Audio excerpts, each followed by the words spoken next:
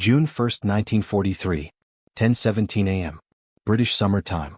Over the Bay of Biscay, approaching the French Atlantic coast. At 20,000 feet, the air is thin and unpressurized.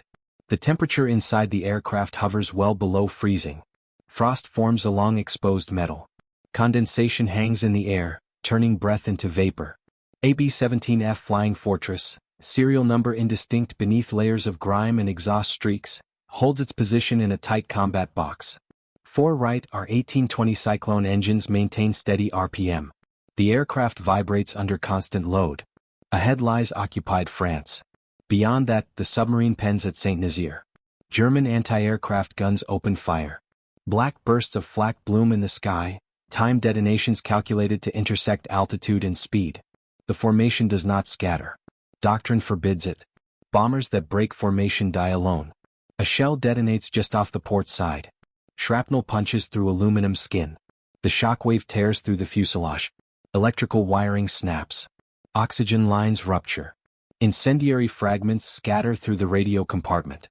Fire ignites instantly. At this altitude, fire behaves differently. Oxygen feeds it aggressively. Flames crawl across insulation and loose equipment. Ammunition stored along the fuselage begins to cook. The radio operator goes down, wounded by fragments. Smoke fills the narrow compartment. The aircraft cannot descend. The aircraft cannot turn back. The aircraft cannot stop. Inside A B-17, there is no separation between systems and men. Fuel lines run inches from crew positions. Bombs hang beneath the deck. Oxygen flows constantly to keep men conscious above 18,000 feet. Fire here does not remain localized.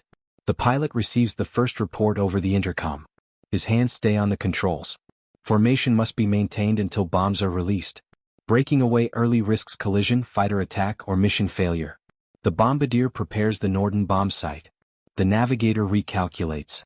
Waist gunners track the sky. No one issues an order to abandon the aircraft. In the upper fuselage, a staff sergeant leaves his assigned position. He is not an officer. He does not command the aircraft. His duty is to maintain systems, man a gun, and follow orders. But orders do not exist for this moment. The fire spreads toward stacked .50 caliber ammunition boxes. Each box holds hundreds of rounds. When heated, they detonate unpredictably, turning the interior into a confined blast zone. There are fire extinguishers on board, but damage has already compromised them. One has discharged prematurely. Another is inaccessible behind debris. The staff sergeant moves forward anyway. At 20,000 feet, removing an oxygen mask risks blackout within seconds. Without oxygen, muscles weaken. Vision narrows. Judgment fades. Training emphasizes this repeatedly. He removes the mask. Smoke burns his lungs. The temperature difference shocks exposed skin. Flames lick along the floor and bulkhead. He grabs burning debris with gloved hands and throws it toward an open hatch. A box of ammunition detonates, fragments tearing into the compartment walls. The aircraft shudders again. German fighters have been sighted climbing to intercept. The formation presses on. Bomb bay doors remain closed. The target is minutes away. The fire reignites. Inside the radio room, insulation continues to smolder. Oxygen leaks from a severed line, invisible and constant. Fire feeds on it. Flames stretch upward, searching for fuel. The staff sergeant returns. He has already been burned once. His gloves are charred. Skin beneath is blistering. Blood mixes with soot. He pulls off frozen fabric that has adhered to his face when he last removed his mask. There is no protective equipment designed for this scenario. No dedicated firefighting gear exists on A B-17. The aircraft was not built to survive internal fire at altitude. It was built to fly straight, absorb damage, and drop bombs. This situation was never meant to be survivable. The staff sergeant knows what the fire will reach next. The bomb bay sits just forward. If flames penetrate that space, the aircraft will disintegrate instantly. No bailout will be possible. He crawls forward again. Another explosion rips through the compartment as more ammunition cooks off. Shrapnel embeds in the fuselage. A fragment slices into his arm. He does not stop. He smothers flames with his hands, boots, anything available. He tears loose equipment from the walls and throws it out. For brief seconds, the fire recedes. Then it comes back. The aircraft commander calls for a status report. The intercom crackles. Smoke interferes with communication. No clear answer returns. The bomber continues on course, now trailing smoke visible to aircraft behind. Below, the French coastline approaches. The moral choice is no longer abstract. If the fire continues, the aircraft will explode before reaching the target. Everyone will die. If the fire is fought and the aircraft survives long enough to drop its bombs, it may still be lost over enemy territory. Bailout at this altitude offers slim chances of survival. Capture is likely. There is no option that guarantees life. The staff sergeant understands only one thing with certainty: leaving the fire unchecked guarantees death for all aboard within minutes. He goes back again. He does not announce the decision. He does not seek permission. He acts because the fire remains. At altitude, time compresses. Seconds feel longer. Movement is slow inside bulky flight gear. Smoke obscures vision. The noise of engines and flak is constant. The smell of burning insulation fills the compartment. The aircraft enters the bomb run. The pilot stabilizes. The bombardier takes control through the bomb sight. Autopilot engages. The bomber flies straight and level, the most dangerous position over a defended target. Inside the fuselage, flames surge one more time. The staff sergeant is wounded again, struck by debris from another detonation. Blood soaks into his flight suit. He braces himself against the bulkhead and continues. Outside, bombs fall away towards Saint-Nazaire. The mission objective is achieved. The aircraft banks to leave the target area. German fighters attack the stragglers.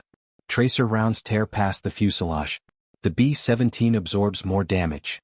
Inside, the fire finally weakens.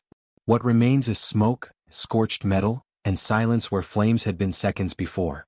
The oxygen leak has been partially sealed by debris and collapsed material. The immediate threat has passed, though nothing about the situation is safe. The staff sergeant returns to his position. He is barely conscious. His hands are burned. His face is swollen. Shrapnel wounds bleed slowly in the cold air. He reattaches his oxygen mask and continues his duties for the remainder of the flight. Hours later, the bomber will land in England, damaged but intact. At this moment, none of that is known. Only one fact is certain: inside the aircraft over the Bay of Biscay, the fire did not win. And the cost of stopping it has not yet been fully counted.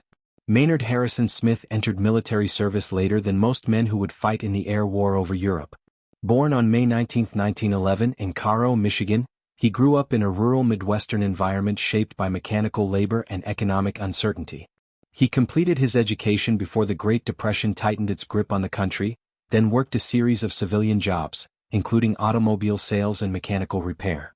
These were not glamorous professions, but they demanded technical awareness, discipline, and the ability to function under pressure. When the United States entered World War II in December 1941, Smith was already in his early 30s. The Army Air Forces expanded rapidly, drawing in men from a wide range of backgrounds. Smith enlisted in 1942 and was assigned to technical training rather than flight school. His age and prior mechanical experience made him suitable for aircraft engineering duties rather than pilot training. Smith trained as an aircraft engineer and gunner, a dual-role position aboard the Boeing B-17 Flying Fortress. The engineer was responsible for monitoring engine performance, fuel flow, electrical systems, and in-flight mechanical failures.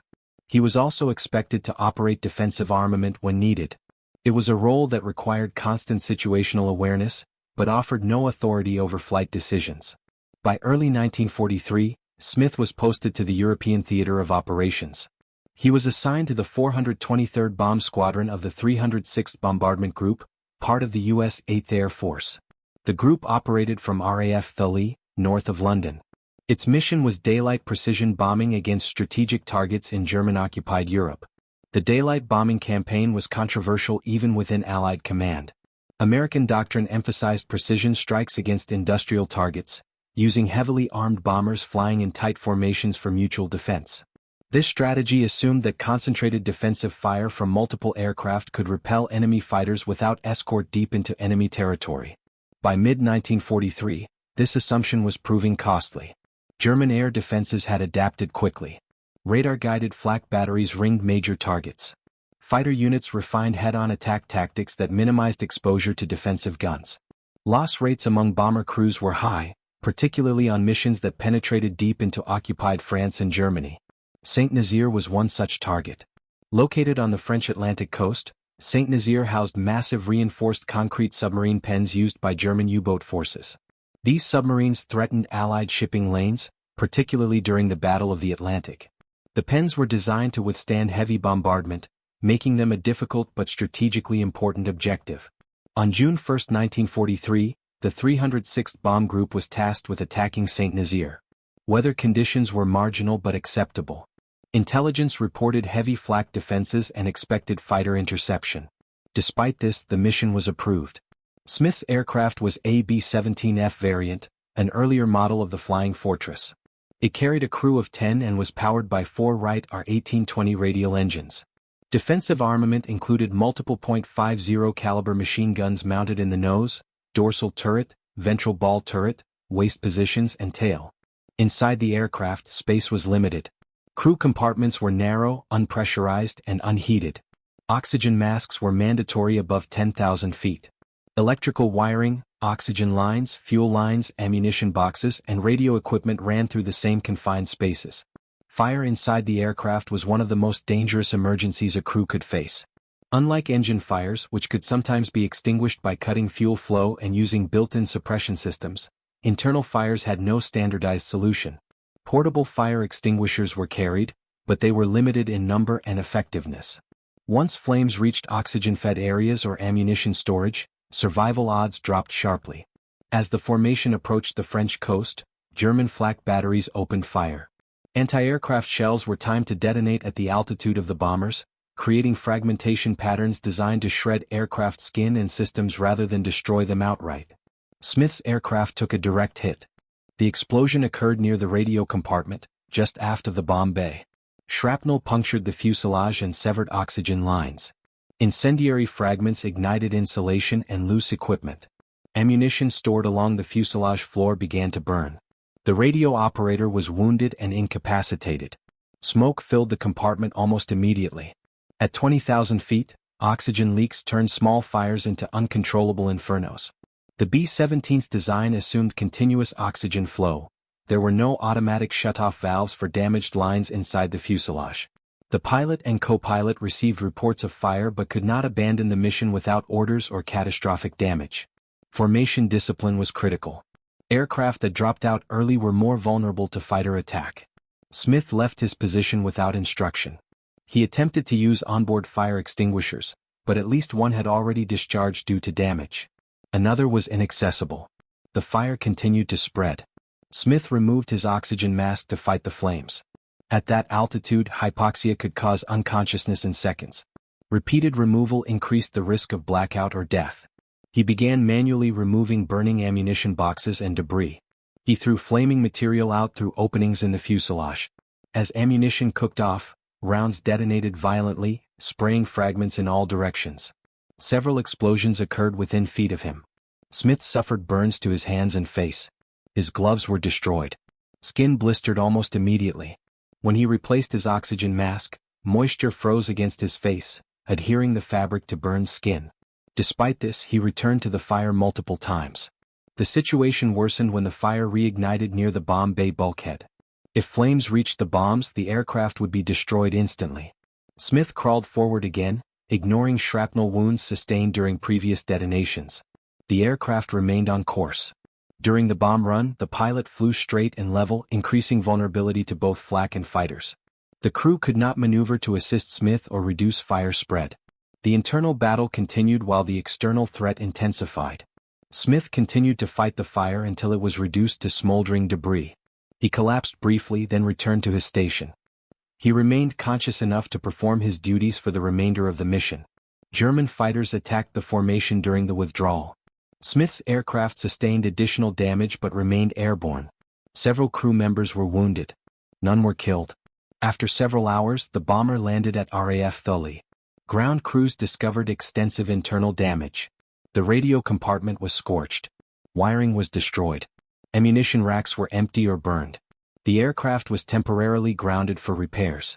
Smith was hospitalized for burns and shrapnel wounds. Medical staff documented injuries to his hands, arms, and face. Despite this, he returned to duty after recovery. His actions were reported up the chain of command. Witness statements emphasized that he had acted without orders, under continuous threat, and at extreme personal risk. The aircraft commander credited Smith with preventing the loss of the aircraft and crew. On May 15, 1944, nearly a year after the mission, Staff Sergeant Maynard H. Smith was awarded the Medal of Honor.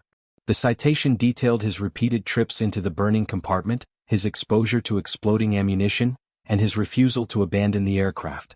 At the time, the Medal of Honor was rarely awarded to enlisted aircrew. Smith did not command the aircraft. He did not complete a bombing objective. His recognition stemmed solely from damage control under combat conditions. The 8th Air Force continued operations with increasing intensity throughout 1943 and 1944. Escort fighters eventually extended range deep into Germany, reducing bomber losses. Fire suppression procedures improved marginally, but internal fires remained a leading cause of aircraft loss. Smith completed his combat tour and was eventually discharged.